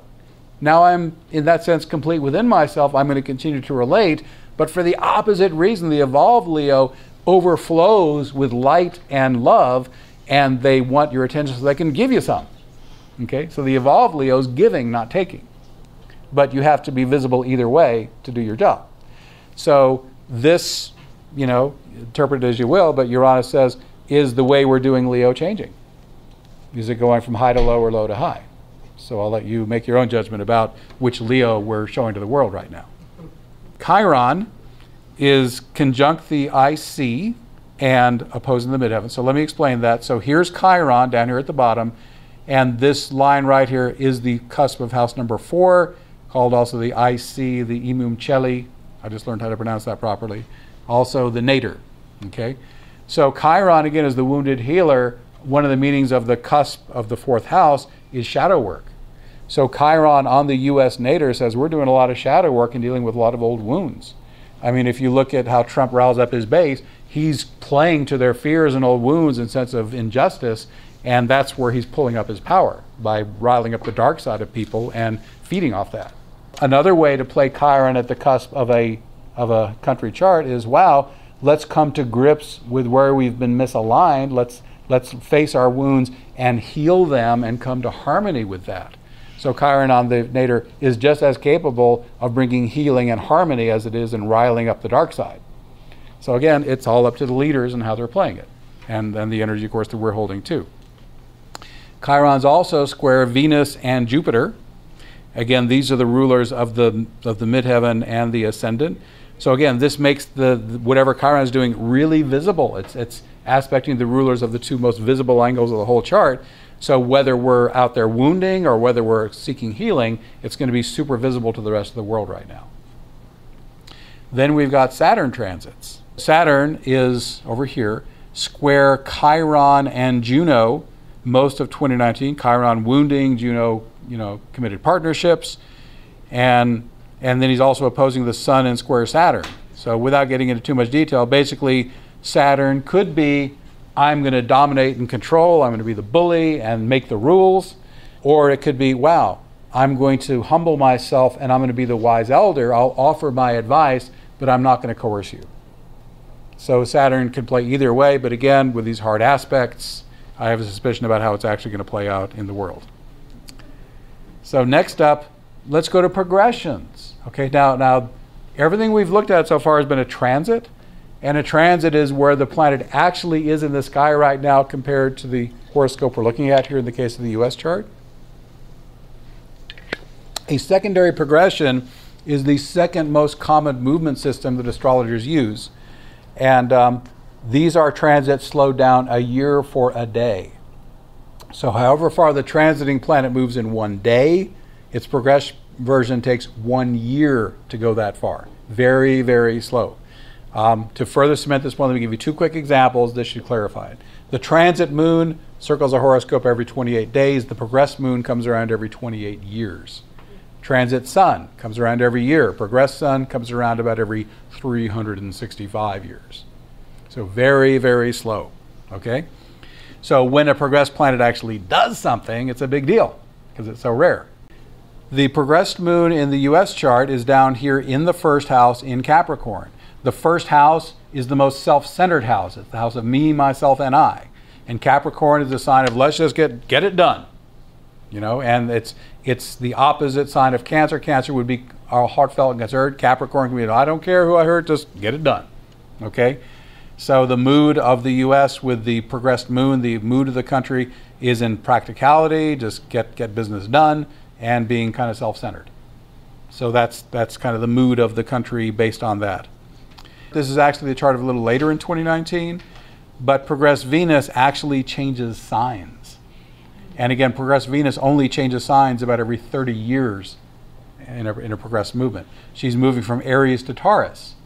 So what's Aries? Aries is start something new, fire it up, start it up. What's Taurus? I said earlier, the devil I know is better than the devil I don't know. Let's keep it the same. Let's honor tradition. And as Venus has transitioned from Aries, she was in the late signs of Aries during Obama's presidency. Now she goes into Taurus, and the country's moving way back in a more conservative direction. So that's one way that the progressed Venus is playing out. Then the final thing is a little subtler. Progressed Mars is conjunct a midpoint. In astrology, if I've got two planets, the point right between them is a sensitive point that fires up both planets. So this is Mars in the midpoint of Saturn and Juno. And the way that I see this playing out right now, Mars being more warlike and aggressive. Here's Juno, committed partnership. Here's Saturn being, the bully, I'm the boss. So Mars and Juno and Saturn together here are actually playing out right now as we're the boss, America first, we're going to do what we want, and you don't have to like it, but we're doing it anyway. So that's how it's actually playing out. Now again, how could it play out? Okay, wow, let's restructure our committed partnerships to make them more harmonious Libra, and let's take the lead in doing that. So it could just as easily be used for that, but again, that is not the current trend. Okay, next, the final look at the US will be solar arcs. Now this is a third movement system that astrologers use. Let me explain this. In solar arc, the planets maintain their exact distance from each other, and they track the progressed sun, which moves about 1 degree a year. So everything moves in lockstep about 1 degree a year. Okay, and then we look at this in comparison to the natal chart to see, this is mainly a timing system to see what's getting fired up particularly. And the solar arc lasts about 2 years. It's about a year coming in and a year going away, approaching within 1 degree, moving out within 1 degree is how I do them. So what I saw here is solar arc Juno conjunct Mars. It doesn't take much to guess about that, aggression against committed partnership. But on the high side, it's in Gemini, it could be, wow, initiating new communication with committed partnerships, establishing a more harmonious relationship that way. So it could be used that way. Solar arc Pallas Athena square Pluto. We've seen that. There's Pallas Athena squaring Pluto down here. And again, we saw that actually in the transits, didn't we, of the US chart. So again, that's empowerment of Pallas Athena, and that could be more strategy, more negotiation, or it could be just coming on warlike. So it depends the consciousness of the people playing it. And the one thing that really struck me most vividly is actually something applying. Solar arc Pluto is only a couple of years off conjoining the US midheaven. This is huge, okay? It's actually mid-August of 2021 when it's exact. So that means it'll be mid-2020 through mid-2023, a little ways off, but high side could be, wow, a complete release of all the ways that our reputation in the world is not right, and we're healing and transforming, or it could be the US becomes a much more totalitarian, authoritarian state. So Pluto can go either way. So that one, it'll be really interesting to see what kind of political scheme we're in when we get to like 2021, and that's time. So again, I'm an optimist, and again, I'll remind you, the more you hold the peace and love in you, the more it radiates out. So what you do makes a difference. Okay, so we're now to the final leg, the chart of Donald Trump. Donald Trump was born June 14, 1946, 10:54 a.m. in Queens, New York. That's his natal chart right there. And I want to point out, he's got a power axis. Uranus, North Node, and the Sun in Gemini opposing the Moon and the South Node in Sagittarius. I call these the Big Five. And this is, the luminaries And Uranus, I mean, this is really, really powerful. And that is the heart of his chart, and it's getting all kinds of stimulation in 2019. The big five are being stimulated by Pluto, Neptune, Uranus, and Jupiter. That is a tremendous amount of stimulation to his power zone. Okay? So what about Pluto? Pluto is quincunx Uranus, which is his descendant ruler, Aquarius on that cusp. That's relationships. It's also quincunx his north node and sun. So that's these green lines getting up, that's to that top of the power axis there. So again, that could be, wow, I'm going to transform myself and be more loving and kind and gentle, or it could be I'm just going to double down and come on even harder. Okay? And Pluto makes a little 30-degree semi-sextile to the other end of the axis, the moon and south node. So that's very powerful Pluto energy. Pluto's trine the midheaven. Again, trines are easy connection. Pluto is power. The midheaven is your workout in the world. Pluto trine the midheaven actually powers him up and makes him even stronger. Okay? Then Pluto opposes Saturn and Venus. Saturn rules Saturn's the ancient ruler of Aquarius, the 7th house, so that is a relationship. And Venus is always relationship, so Pluto opposed Venus. Again, could be, wow, I'm going to transform how I do relationship and be more loving, kind of gentle, or I'm just going to be even more dominating and controlling. I've presented this in terms of him getting juiced up, but the transiting planets can represent other people. So it could represent forces opposing him and coming into these sensitive points. So it can play both ways. You know, astrology, I don't view it as fatalistic. There's lots of possibilities all the way around. So if you're one of those resist people, then you go hop on Pluto and you resist. And you be the Pluto for him and what he's doing. Or if you're a Trump supporter, you can rah-rah and be on the Pluto that supports him. So you can play it either way. Neptune squares the big five. All five getting hits from Neptune. So on the high side, this could be calling in divine power to juice all this up. It could also manifest as confusion and fuzziness in your actions, which we've seen some with Trump. Okay?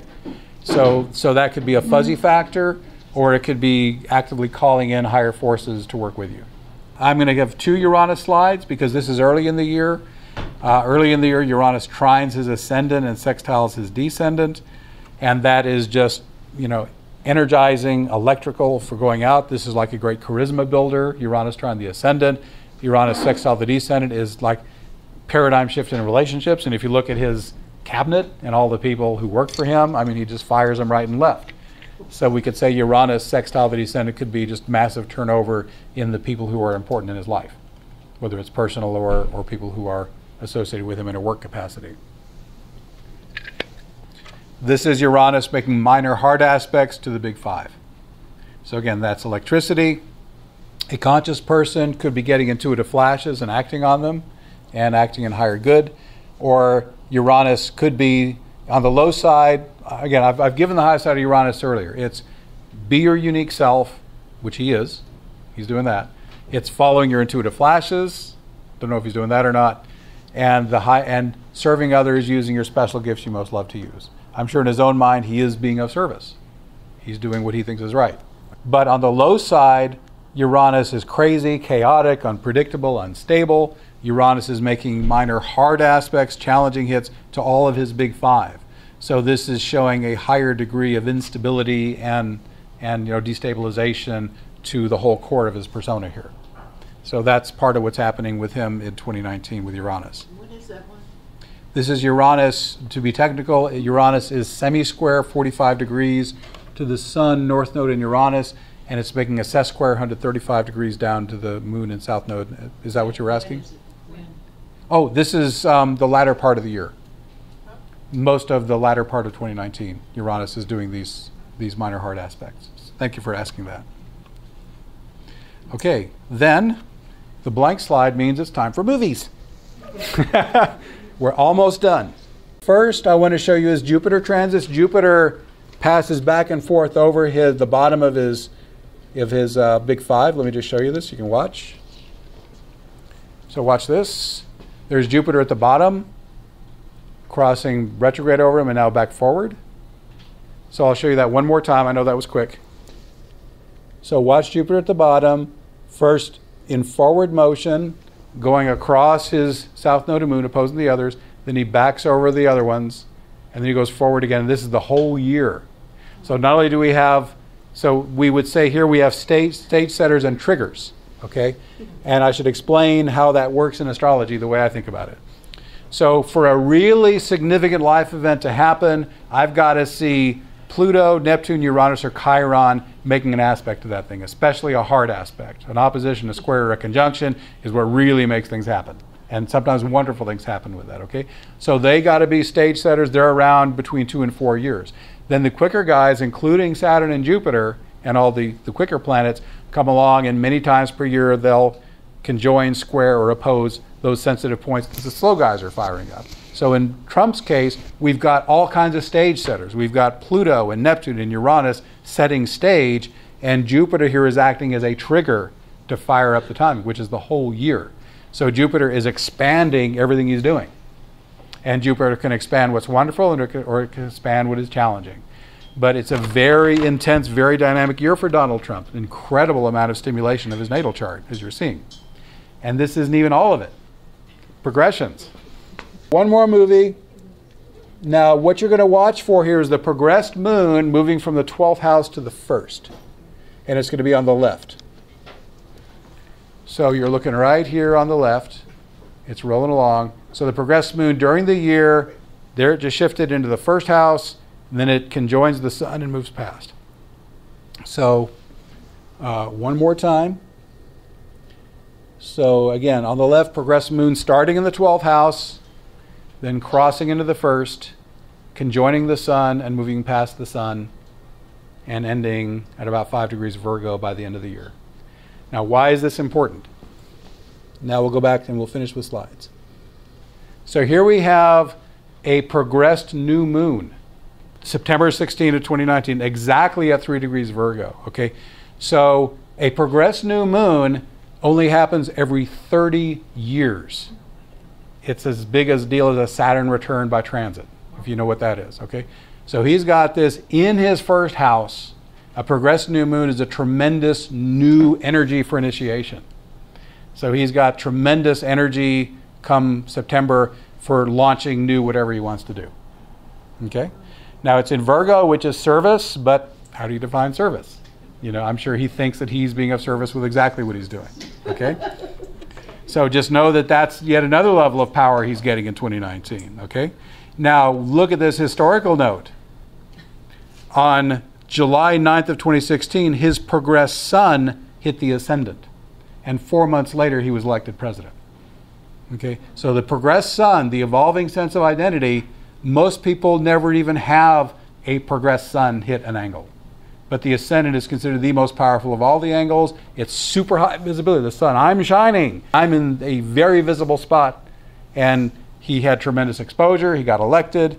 And so based on the fact that a progressed planet coming into the ascendant had that kind of outcome, it makes me believe that progressed new moon is also going to be very powerful for him. So he's got some very powerful juju working for him right now, okay? And then finally, we've got this is the last slide, solar arcs.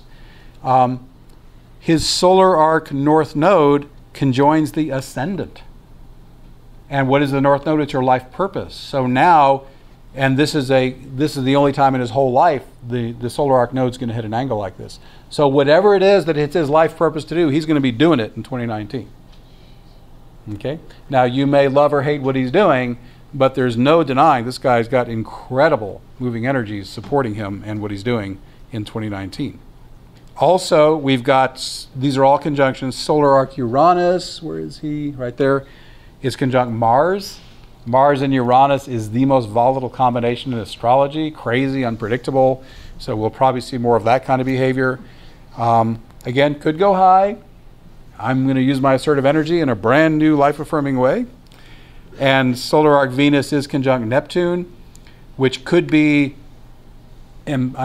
potentially Venus and Neptune, wow, I'm having a new relationship with my higher self and I'm awakening, or I've got incredible inspired creativity, or it could just be I'm really fuzzy and muddled in my relationships.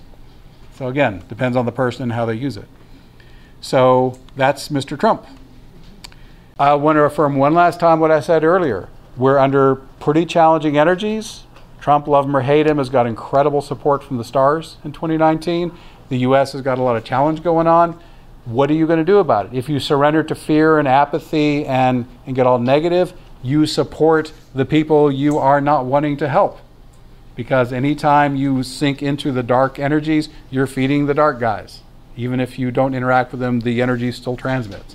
So please, if you are on the side of light, please connect with your inner source, connect with your awakened self, or your flow, or your peacefulness, whatever you want to call it, and cultivate that the very best you can, regardless of externals. I will promise you, based on my own experience, when you cultivate the inner peace, your outer world changes, it harmonizes, it becomes more flowing and peaceful, guaranteed.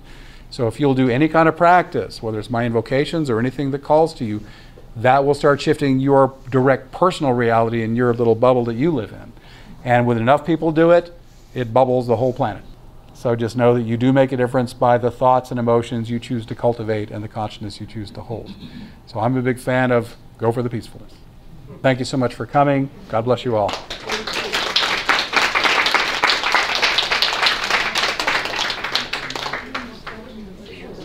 Thanks so much for watching my 2019 astrology forecast video. Now you know what's up with the year's most important astrological energies.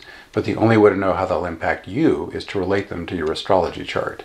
Your natal chart can reveal a wealth of information about your soul purpose, optimal career, and ideal romantic partner.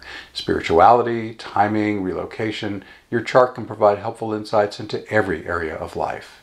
Getting a yearly Astrology Plus update with me can help you focus on what's important now. I also offer shamanic healing, which can reduce or eliminate physical, emotional, and mental issues. Your shamanic healing session will also give you simple, powerful techniques you can use on your own to take your healing and spiritual awakening to the next level. My third major service is Astro Shamanic Life Coaching, which can help you make that amazing life you've been dreaming about a daily reality. My unique combination of helping modalities, refined through more than 7,000 life-transforming Astro Shaman client sessions, can help you thrive in every area of your life. And my unusual approach could help you do this faster than you might have thought possible. I also offer awakening activation, event timing, and more. All my services are equally effective in person or by phone, Zoom, or Skype. A digital recording of your session is included, and my guarantee makes it risk-free. If you don't feel that your experience was helpful, it's free. I love my work and look forward to helping you. Learn more now at astroshaman.com. Oh, you're still here. If I haven't worn you out, here's a little bit more information. I invite you to subscribe to my Benjamin Bernstein YouTube channel to be notified when I post new videos. And if you like this video, please share it. This free video forecast is a partner project with This Week in Astrology, recipient of the FeedSpot Top 10 Astrology Podcasts Award. This audio podcast is also free. You can get my twice-a-month astrology forecast in writing by subscribing to my free email newsletter at astroshaman.com. Once you're there, you can also link to my Facebook page, where I also post forecasts. As I mentioned earlier, my personal services include astrology, shamanic healing, and life coaching. I also offer other great products and services, many of which are free. To learn more, visit astroshaman.com. Thanks again for watching. I wish you infinite blessings as the stars light your way.